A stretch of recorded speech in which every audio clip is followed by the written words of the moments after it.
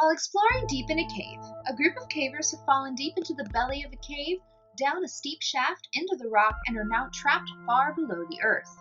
With flashlight batteries running low and horrors looming around every corner, your only chance of survival is to explore this massive cave system and make it to the exit. Welcome to SubTerra. SubTerra is a tile-laying game for 1 to 6 players from Inside the Box Games. Players will take on the role of cavers trying to find their way out of the massive cave system. Will you be able to sneak past the horrors and survive the hazards along the way? Or will you be lost in the darkness, never to be seen again? Let's find out in SubTerra. Each player will take a caver board and the corresponding caver piece. If you're playing with 2 or 3 players, each player will take 2 caver boards and finish setup for either 4 or 6 players. If you're playing a solo game, take either 4 or 6 caver boards and finish the setup for the corresponding number of players. Cover each health space on the board with a health point token and return the rest of the unused tokens, boards, and caver pieces to the box. Place the start tile face up in the center of the table and place all caver pieces on it. Remove the exit tile and shuffle all 64 of the cave cards face down, and then shuffle the exit tile into the bottom 6 tiles of the stack.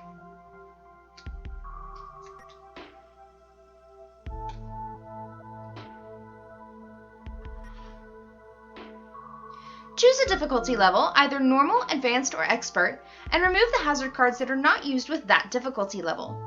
Shuffle the remaining hazard cards and create a deck with the number of cards based on your chosen difficulty and number of cavers as shown on the chart in the rulebook. Put the out of time card at the bottom of the hazard deck and place the remaining hazard cards back in the box without looking at them.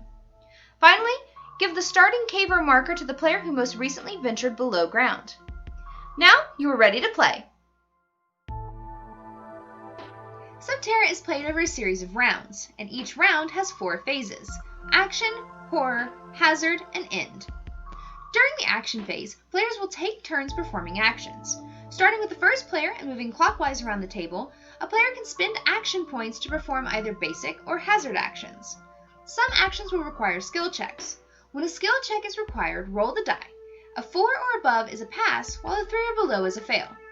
Each player has 2 action points to spend. There are 5 different types of basic actions: reveal, move, explore, run, and heal. If you choose to reveal, you will spend 1 action point to reveal a connected tile. Choose an open side of your current tile that does not have a tile connected. Flip the top cave tile and connect it to your current tile. If you choose to move, spend 1 action point to move to an adjacent connected tile. When you explore, you will spend 1 action point to reveal a tile and immediately move to that tile.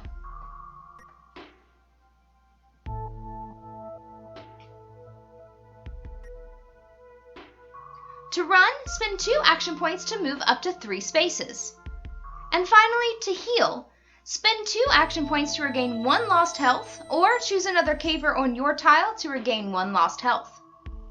There are 5 different types of hazard actions: swim, squeeze, dig, place rope, and hide. All hazard actions require 2 action points, and some require a die roll. During the game, some tiles will become flooded. You can only enter a flooded tile by taking the swim action. Some tiles will have the squeeze symbol on them. In order to move into a squeeze tile, you must take the squeeze action. If a rubble marker has been placed, you can use the dig action to remove it from either the tile you are on or an adjacent tile. This will allow that tile to be entered again. Some tiles have ledges and slides that will either stop your movement or make you slide to the bottom. In order to pass through these freely, you must place a rope.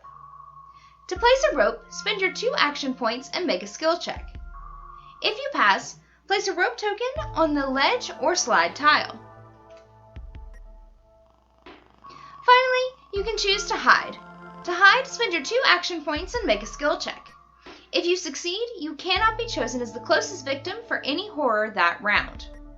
If at any point during the action phase you wish to use a 3rd action point, you can choose to exert your caver. To exert, roll a skill check. If you pass, you will get an extra action. If you fail, you will lose a health. Exertions can make or break games. Don't be afraid to use them, but use them wisely. any horrors on the cave tiles, they all move one step towards their closest conscious victim. Horrors can't move through walls, but they can move through floods, gas, rubble, squeezes, ledges, and slides without penalty. If there is no victim within 7 tiles of the horror, it is removed from the cave. If a horror ever lands on the same tile as a caver, that caver immediately loses all health and falls unconscious. If there are horrors present, place the horror marker on the hazard deck to remind you to move the horrors. At the beginning of the hazard phase, reveal the top card of the hazard deck, do what it says on the card, and discard it into the hazard deck discard pile. There are 5 types of hazards: terror, flood, gas, horror, and cave-in. If a tremor card is revealed, all conscious cavers must make a skill check. If you fail, you lose a health. If a flood card is revealed, place a flood marker on all water tiles that do not already have one. If a caver is on a tile when it is flooded, they lose a health. If a gas card is revealed, place the gas token near the cave tile stack.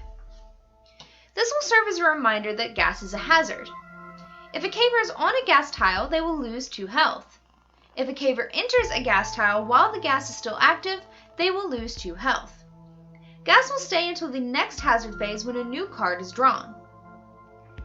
If a horror is drawn, all horrors will move one step toward the closest conscious caver. If there are less than 3 horrors on all the cave tiles, spawn a horror on the closest horror tile to a conscious caver. If you reveal a cave-in card, roll the die.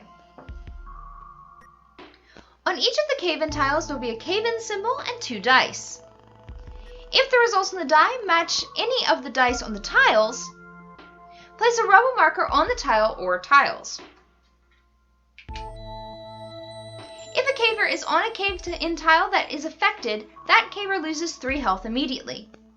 Cavers cannot enter tiles with rubble markers. The rubber marker must be removed with dig action. The last card in the hazard deck is always the out of time card. When this is revealed, your flashlights have lost their power and you are running out of time. During the hazard phase, all cavers who are not on the exit tile, whether they are conscious or unconscious, must make a skill check.